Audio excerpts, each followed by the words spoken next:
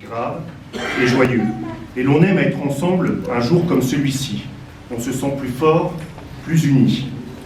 Mais comment ne pas penser aujourd'hui d'abord aux autres qui sont seuls et qui souffrent, privés d'espoir ou de travail, malades, victimes de l'injustice de la vie ou pire, de l'injustice des hommes. L'année qui s'achève a été rude, cruelle même pour beaucoup.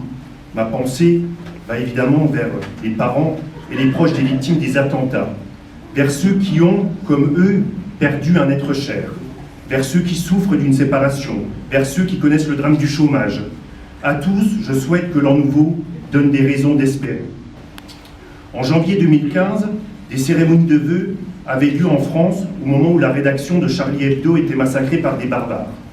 En pleine période de vœux, la France était attaquée sur ce qui fonde sa grandeur, la liberté, l'égalité, la fraternité, auquel j'ajoute évidemment la laïcité.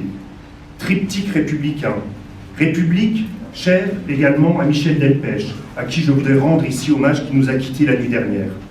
Il le chantait d'ailleurs très bien, que Marianne était jolie. Elle est née dans le Paris 1786 comme une rose épanouie au jardin des fleurs de lys. Marianne a 5 enfants qu'elle élève de son mieux.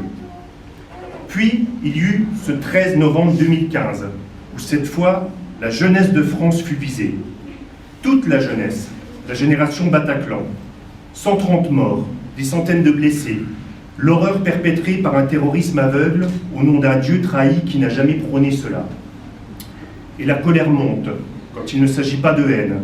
Elle se traduit dans les urnes par un vote extrême.